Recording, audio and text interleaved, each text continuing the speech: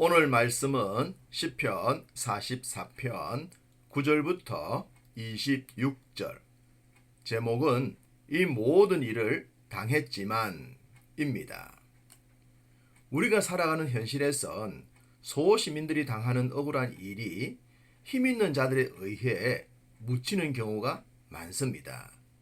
소위 피해자가 가해자가 되고 가해자는 의인이 되는 경우 말입니다. 이런 상황에 직접 접하게 되면 어떤 말로도 억울함이 풀리지 않을 것입니다. 현실이 이러하다 보니 영화나 TV에선 이런 억울함을 풀어주는 내용이 인기를 얻습니다. 가상의 세계에서만이라도 억울함이 풀렸으면 하기 때문입니다. 이런 상황은 믿음의 길을 걷는 우리들이라고 해서 예외가 되지 않습니다. 반대로 믿음을 지키려다가 더 억울함을 당하기도 하죠. 그럴 땐 이 길을 끝까지 가야 하는 걸까 하는 의문이 생기기도 합니다.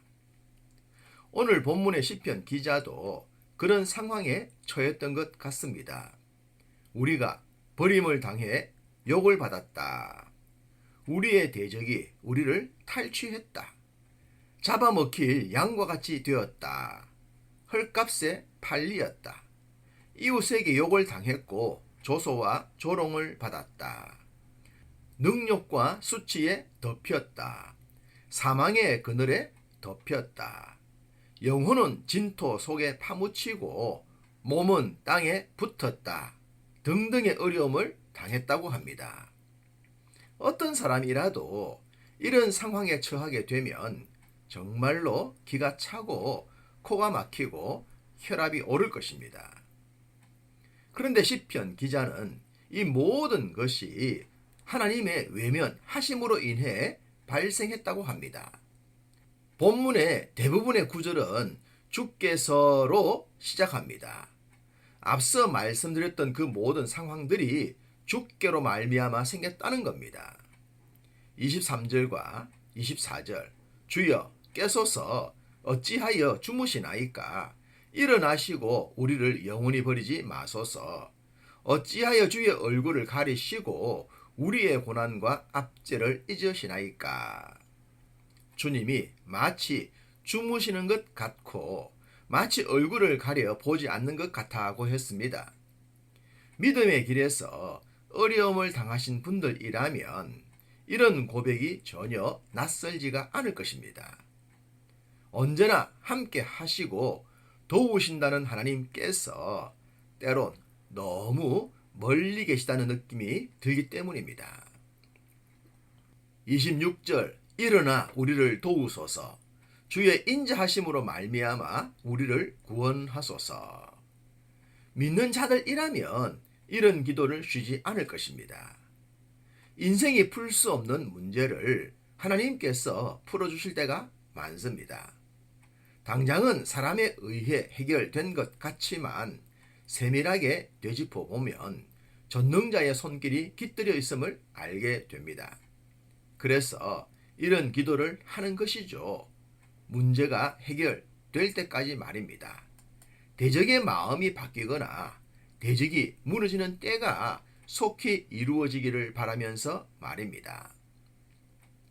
믿음이 없고 하나님의 절대 주권을 믿지 않는다면 대적들을 향해 동일하게 행동하면 됩니다. 소위 눈에는 눈, 이엔 이처럼 말입니다. 그런데 우린 그렇게 잘하지 못합니다. 우리 속에 내주하시는 성령께서 허락하지 않기 때문입니다. 그렇기에 시편 기자는 이런 고백을 했습니다. 17절과 18절 이 모든 일이 우리에게 임하였으나 우리가 주를 잊지 아니하며 주의 언약을 어기지 아니하였나이다. 우리의 마음은 위축되지 아니하고 우리 걸음도 주의 길을 떠나지 아니하였으나 끝까지 믿음을 지키겠다는 겁니다. 인간적인 방법에 편성하지 않고 하나님의 법에 자신을 맡기겠다는 겁니다. 물론 이렇게 했다고 해서 금방 문제가 해결되는 것은 아니었습니다. 18절 마지막에 주의 길을 떠나지 아니하였으나 라고 했기 때문입니다. 여전히 문제는 해결되지 않았다는 겁니다. 그럼에도 불구하고 하나님을 향한 믿음을 포기하지 않는 것, 그것이 바로 하나님께서 원하시는 믿음이지 않겠습니까? 만약에 내 능력과 내 방법대로 문제를 해결했다면 거기엔 믿음의 힘이 전혀 작용하지 않습니다. 자신이 믿음으로 하지 않았음을 누구보다 알기 때문입니다. 그렇기에 우리는 하나님의 방법을 포기하지 않아야 하는 겁니다. 조금 더딜지라도 선한 결과를 믿기 때문입니다. 오늘도 그런 믿음으로 승리하는 하루가 되시기를 간절히 소망합니다.